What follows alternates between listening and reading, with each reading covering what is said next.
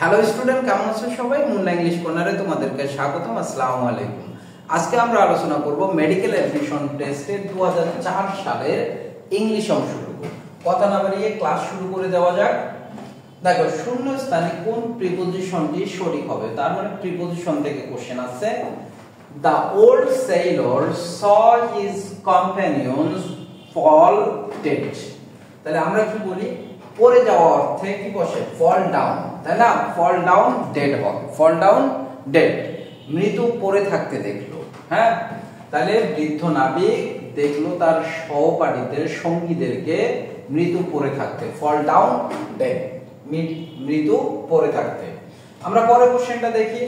বলছে শূন্য স্থানে কোন প্রিপজিশনটি সঠিক হবে, অর্থাৎ এটাও প্রিপজিশনের কোশ্চেন। আগের মেডিকেলের কোশ্চেন গুলো আগাগোড়া কিছুই ছিল না, বুঝছো?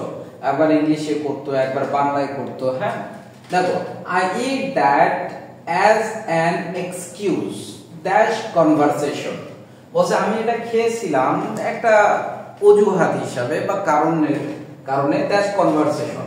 তার মানে কথা বলতে গিয়ে কিছু একটা খাওয়া দরকার, মানে কথা চলতেছে, কথার ফাঁকে ফাঁকে কিছু একটা খাচ্ছে, কথাটাকে ক্যারি করার জন্য। ঠিক আছে, তাহলে জন্য অর্থে আমরা কি ব্যবহার করব? ফর। তাহলে I it dash as an excuse for conversation, মানে কথা চালিয়ে যাওয়ার জন্য আমি যা শুধু এটা খাচ্ছিলাম। মনে করো কোনো একটা রেস্টুরেন্টে গেছো অথবা কোনো একটা দোকানে গেছো, দোকানে কোনো একজন পাশে ক্রেতা আছে, তোমার পছন্দের কোনো ক্রেতা। তো তুমি কি করবা? ওখান থেকে কোনো কিছু নিয়ে চলে আসতে হবে, কিন্তু ও ওখানে দাঁড়ায় আছে বা বসে আছে। এখন তুমি চাচ্ছ তার সঙ্গে কিছু কনভারসেশন করবা। এখন তুমি কি করবা? কিছু নিয়ে খাবা। এই খাওয়ার যে সময়টা কি করার জন্য খাচ্ছ তুমি? কনভারসেশন চালিয়ে যাওয়ার জন্য। এই জন্য আমরা কি বলবো? ফর। তাহলে I eat that as an excuse for conversation. আমরা 3 নম্বর কোশ্চেনটা চলে যাই। It is known to me how it was done by him। Active voice করতে বলছে।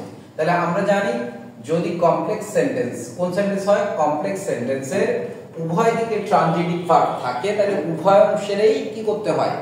প্যাসিভ করতে হয়। তাহলে এই অংশটুকু এভাবে মূলত আছে, এটা একটা কমপ্লেক্স সেন্টেন্স এবং উভয় দিকে প্যাসিভ করা আছে। তাহলে it is known to me, এখানে অবজেক্ট কোনটা? আমি বলছি অ্যাক্টিভ থেকে প্যাসিভ করতে গেলে অবজেক্ট এবং সাবজেক্ট চিনতে হবে। তাহলে অবজেক্ট কোথায়? এখানে মি। তাহলে হয়ে যাবে কি? আই প্রত্যেকটাতে আছে, ইজ আছে, প্রেজেন্ট টেন্স, এজন্য নিউ যেগুলোতে আছে প্রথমে এগুলো বাদ। তাহলে আমি যার থাকলে প্রেজেন্ট ইনডিফিনিট টেন্স হয়, তারপরে কি? I know. ইট বসানোর দরকার নাই, কারণ এটা এমনিতেই চলে আসছে অবজেক্ট হিসেবে। তাহলে আই নো হাউ বসাইলাম, ওয়াজ আছে, তার মানে পাস্ট ইনডিফিনিট টেন্স। তাহলে past indefinite tense, he did it. দেখো, এটাকে যদি আমরা প্যাসিভ করি তাহলে কি? আই নো, তার মানে আই নো ইট। তাহলে ইট প্রেজেন্ট ইনডিফিনিট টেন্স কে প্যাসিভ করতে আমি যার বসে, নো এর পাস্ট পার্টিসিপল কি? Known to me. হাউ এ থাকলো, হাউ এ থাকলো, অবজেক্ট কে ইট, এরপরে পাস্ট ইনডিফিনিট টেন্স কে প্যাসিভ করতে গেলে ওয়াজ ওয়্যার বসে, ডু এর পাস্ট পার্টিসিপল কি? Done by him. দেখো তো এটাই আছে কিনা? ঠিক এটাই আছে, বুঝছো বিষয়? এরপরে চতুর্থ কোশ্চেনে আমরা যাই। আর দেরি না করে তোমার ধূমপান ছেড়ে দেওয়া উচিত। দেখো, ট্রান্সলেশন থেকে আমি প্রত্যেকটা তোমাদের মেডিকেল কোশ্চেন সলভে বলতেছি যে ট্রান্সলেশনে প্রচুর পরিমাণ কোশ্চেন আসতেছে, এই জন্য ভালো করে ট্রান্সলেশন দেখবা। বলছে আর দেরি না করে তোমার ধূমপান ছেড়ে দেওয়া উচিত। কোন সেন্টেন্সটা হওয়ার চান্স আছে? দেখো তো, without you should give up, you should give up হবে। হ্যাঁ, you should give up smoking without delay. সেন্টেন্সটা কিন্তু ঠিক আছে, বাকিগুলোতে দেখি প্রবলেম আছে কিনা। Without delay you should give up smoking, without delay you should give up smoking. তাহলে শুরুতে উইদাউট ডিলে এটা দেখি, you should give up smoking. পরের সেন্টেন্স দেখো, ইউ শুড গেভ, শুডের পরে কখনো V2 হয় না। It is high time you gave up smoking, এটাই উপযুক্ত সময় মূলত বোঝায় না, বুঝছো বিষয়? তাহলে এই দুটো সেন্টেন্সের মধ্যে যে কোনো একটা হবে। তাহলে দেখো কি বলছে? You should give up smoking without delay. তাহলে আমরা কি করব?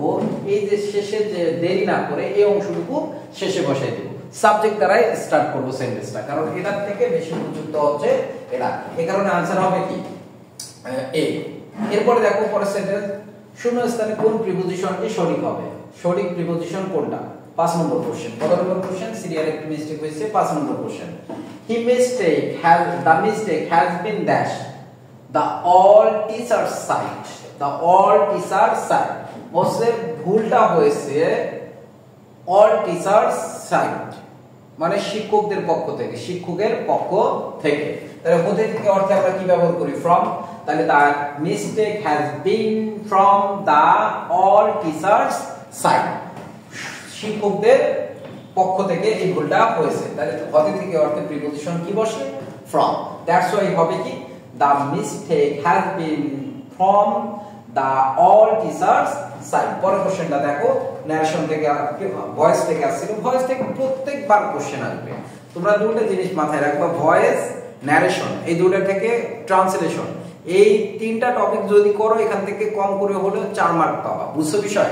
এবার আসো, বলছে the teacher made him go outside of the class. বলছে এর প্যাসিভ ফর্ম কি হবে? তাহলে প্যাসিভ কি?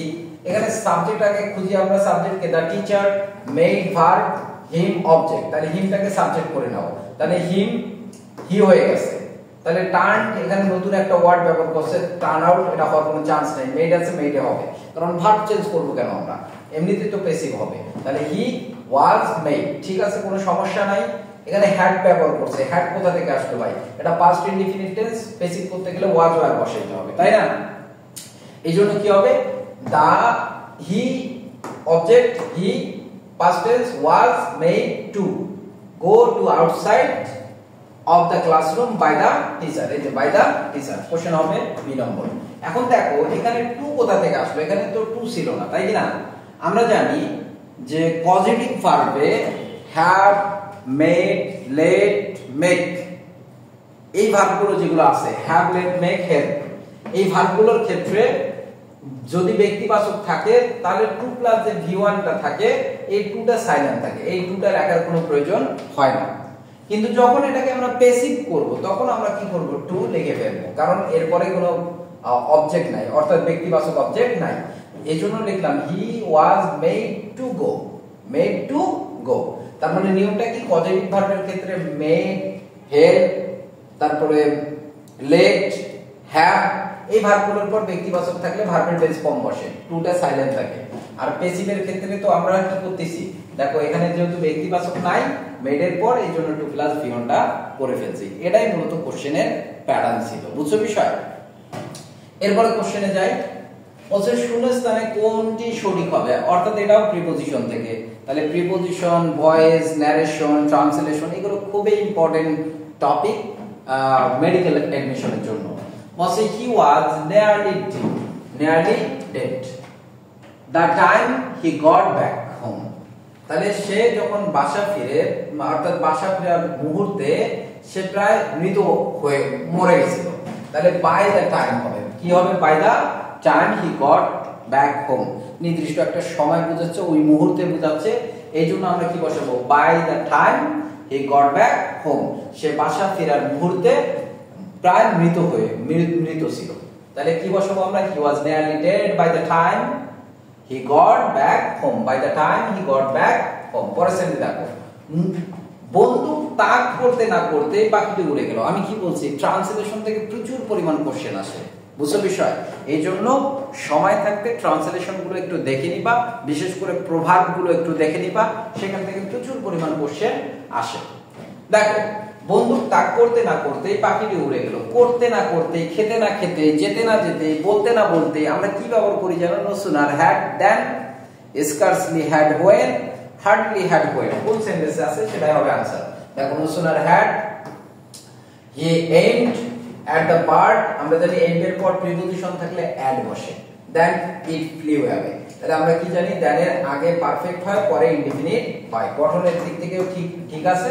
এজন্য आंसर হবে কি? B number. no sooner had he aimed at the bird, পাখিটিকে সে বন্দুক পাখির দিকে তাক করতে না করতেই it flew away, পাখিটা উড়ে গেল। পরের কোশ্চেনটা দেখো, he decided to sell the house, বাক্যটির সঠিক প্যাসিভ ভয়েস কি হবে? তাহলে he decided to sell the house, এটা অতিরিক্ত একটা ইনফিনিটিভ ফ্রেজ অংশ।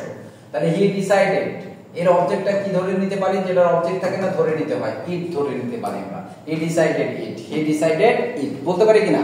তাহলে আমরা বলতে পারি কি, এটা পাস্ট ইনডিফিনিট টেন্স, ইটটা সাবজেক্ট হয়ে গেল, ইট ওয়াজ ডিসাইডেড অবজেক্টকে সাবজেক্টকে হি হয়ে যাবে কি বাই হিম। এই ফ্রেজটা যেমন আছে তেমন। তাহলে নিয়মটা কি দাঁড়াচ্ছে, যখন আমরা ভয়েসে দেখবো ইনফিনিটিভ ফ্রেজ অথবা পার্টিসিপল ফ্রেজ শেষে আছে, ওটার কোনো কাজ নেই, যেমন আছে অমনি রাখে দিবা। তাহলে হি ডিসাইডেড ইট, আমরা ইটটাকে সাবজেক্ট করে নিলাম, it past indefinite tense was decided by him to sell the house. আমরা পরের কোশ্চেনে চলে যাই একটু। বলছে ইকুইভোকাল শব্দের বিপরীত শব্দ কোনটি? ইকুইভোকাল, ইকুইভোকাল মানে হচ্ছে অস্পষ্ট ওয়ার্ড মিনিং, যেখানে নতুন ওয়ার্ড মিনিং পাবার সঙ্গে সঙ্গে পড়ে নিবা এবং ট্রাই করবা ওই ওয়ার্ড দ্বারা নতুন একটা সেন্টেন্স ইউজ করার। যেমন it is equivocal to me so I can understand, এটা আমার কাছে দুর্বোধ্য অস্পষ্ট, সে কারণেই আমি এটা বুঝতে পারতেছি না। তাহলে আমরা এর বিপরীত শব্দ যেহেতু চাইছে, তাহলে আমরা ব্যবহার করব কি, ক্লিয়ার। কি ব্যবহার করব, ক্লিয়ার। বুঝছো বিষয়? পরের কোশ্চেনে আসি। শূন্য স্থান পূরণ করো। তোমরা যদি কোনো কোশ্চেন না বুঝো অবশ্যই কমেন্ট সেকশনে আমাকে জানাই দিবা যে ভাইয়া এই কোশ্চেনটা বুঝে নাই, একটু রিপিট করেন অথবা একটু বলে দেন, ব্যাখ্যাটা লিখে দেন কমেন্ট সেকশনে, আমরা যেন বুঝতে পারি। বুঝছো বিষয়? আমি রেসপন্স করব ইনশাআল্লাহ। দেখো, শূন্য স্থান পূরণ করো। He has assured me that safety. তাহলে he has assured me for safety, কিসের নিরাপত্তা, কিসের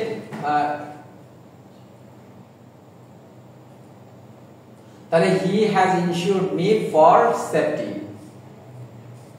তাহলে he has insured me for safety, for safety সে নিরাপত্তার কি করছে, নিরাপত্তার সে হি হ্যাজ ইনসিওরড মি সে আমাকে নিশ্চিত করেছে, ফর সেফটি নিরাপত্তার জন্য, নিরাপত্তার সেফটি করেছে। এরপরে দেখো স্যাংশন বলতে কি বোঝায়? স্যাংশন মানে নিষেধাজ্ঞা, তাই কি না? তোমরা যখন স্যাংশন দেখতেছো তোমরা কিন্তু অনেকেই ধরে নিছো যে ফরবিড হবে। ফরবিড মানে কিন্তু নিষেধ করা। দেখো একটা বিষয় কি, সিনোনিম এবং অ্যান্টোনিম যদি তোমাদের করতে বলে, সিনোনিম অ্যান্টোনিমের ক্ষেত্রে খুবই গুরুত্বপূর্ণ একটা বিষয় হচ্ছে তোমাকে সিনোনিম অ্যান্টোনিম করতে গেলে দেখতে হবে যে ওয়ার্ডটার সিনোনিম চাইছে বা অ্যান্টোনিম করতে বলছে সেই ওয়ার্ডটা আসলে অ্যাক্টিভ কোন পার্টস অফ স্পিচে আছে, সেটা নাউন, ভার্ব, অ্যাডভার্ব না কোন পার্টস অফ স্পিচে আছে। দেখো তো স্যাংশন ওয়ার্ডটা কিসে আছে, নাউনে না। আর প্রহিবিট মানে কি, নিষেধ করা, এটা ভার্ব কিন্তু, প্রহিবিশন না কিন্তু। তাহলে আনসার হবে কি, অথরাইজেশন। অথরাইজেশন মানে কর্তৃত্ব। হ্যাঁ, যে স্যাংশন দিছে কে দেবে, আমেরিকা দিবে, আমেরিকার কর্তৃত্ব আছে আমাদের উপর, তাই কি না? এই জন্য স্যাংশন দেয়। এরপরে দেখো কোনটি আদেশমূলক বাক্য অর্থাৎ ইম্পারেটিভ সেন্টেন্স, একদম বাংলায় বলছে। ইম্পারেটিভ সেন্টেন্স কি দ্বারা শুরু হয়, মেইন ভার্ব দ্বারা। এই জন্য আনসার হবে কি, ডু ইট অ্যাট ওয়ান্স, তৎক্ষণাৎ এটা করো, এখনই এটা করো। অ্যাট ওয়ান্স মানে কি, তাৎক্ষণিকভাবে। এরপরে 13 নম্বর কোশ্চেন দেখো, এই বইগুলো ছাড়া আমার আরো অনেকগুলো বই আছে।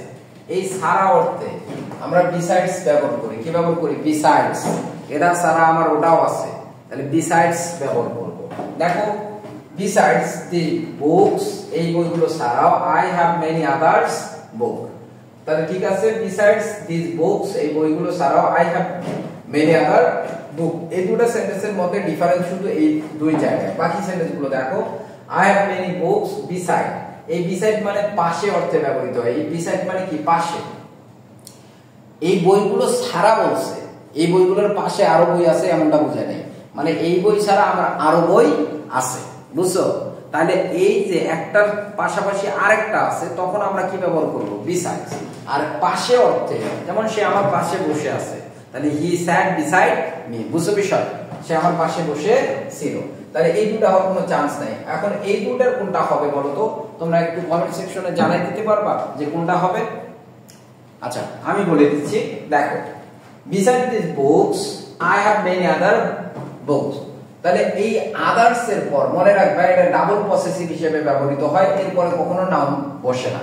তাহলে আদার্স যদি ব্যবহার করো এরপরে নাউন বসানোর দরকার নাই। যেমন আওয়ার্স, এই আওয়ারের পর নাউন লাগে, কিন্তু আওয়ার্স যদি বসাও আওয়ার্স এর পরে নাউন লাগে না। যেমন our country is a riverine country, আমরা এটা রিপিট কান্ট্রি রিপিটেশন দূর করার জন্য বলতে পারি hours is a different country. ঠিক একই ভাবে আওয়ারের পরে আমরা নাউন বসাবো, কিন্তু আওয়ার্স এর পরে নাউন বসানো যাবে না। এই কারণে আনসার কোনটা হবে? ডি নম্বর, বি নম্বর আনসার।